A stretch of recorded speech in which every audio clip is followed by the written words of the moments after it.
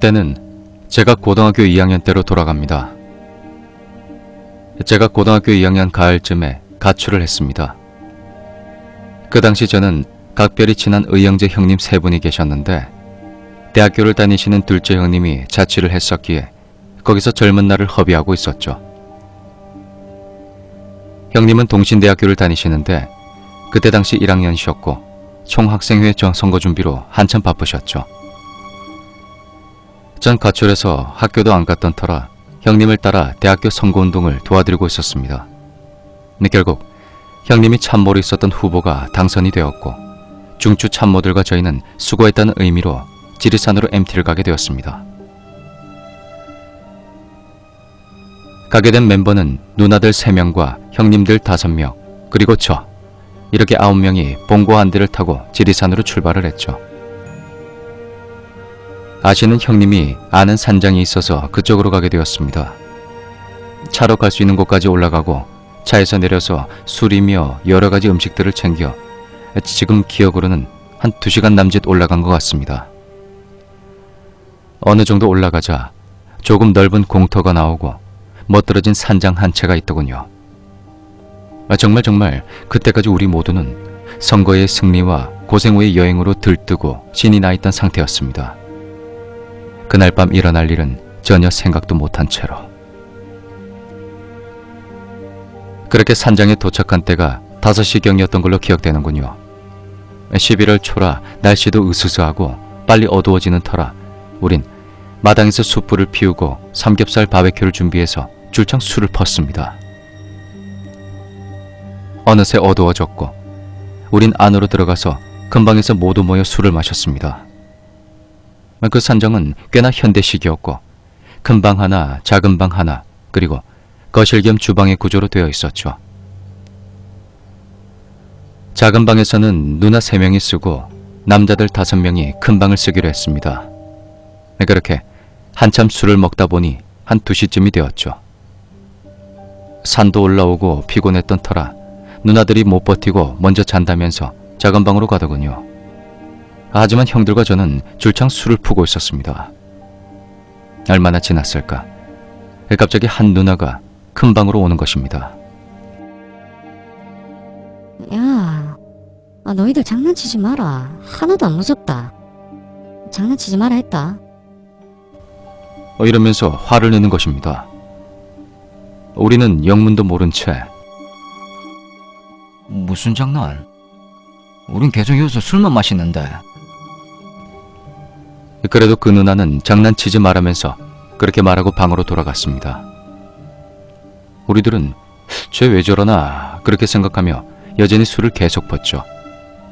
또 한 10분쯤 지났을까 이번엔 누나 3명이 모여 큰 방으로 와서 장난치지 말라며 그리 화를 내는 것입니다.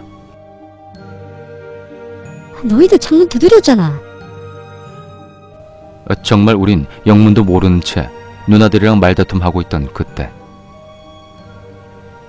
정말 그때가 한 10년 전쯤인데도 소름이 끼치는군요. 누군가가 방에 있는 창문을 크게 3번 두드리는 겁니다. 정말 9명 모두가 한 10초쯤 굳어져서 그 창문 쪽만 푹 보고 있었습니다.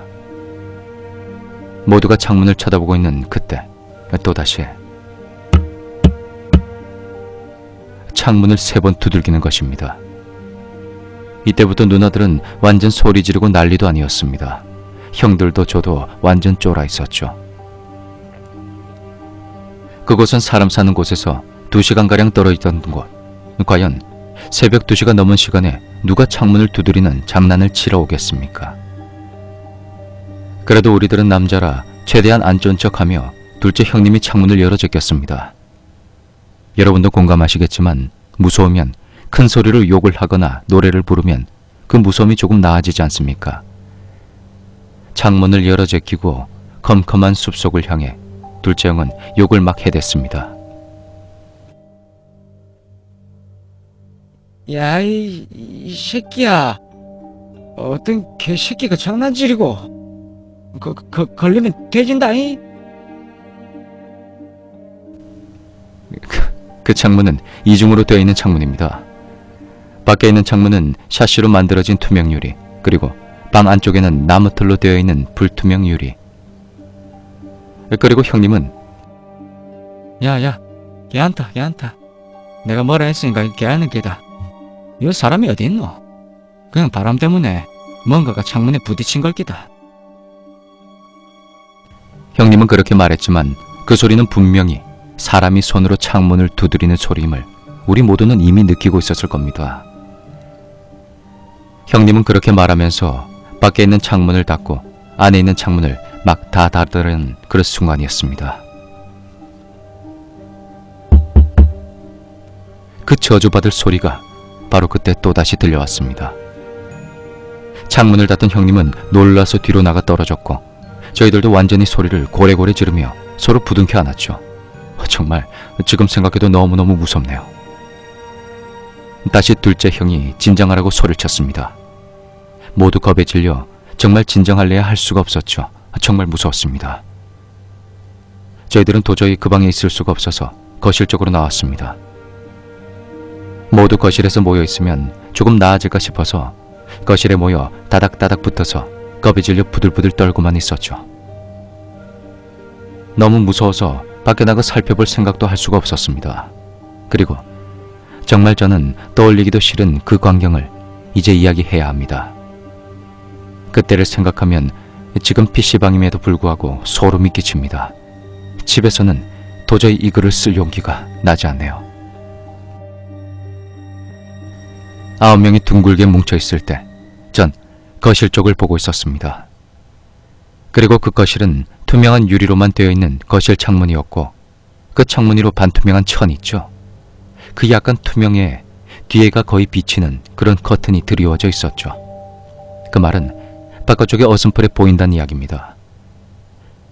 제가 밖을 쳐다보고 있는 그때 무언가 하얀 어슴푸레한 것이 왼쪽에서 오른쪽 현관 쪽으로 휙 지나가는 것을 보았습니다.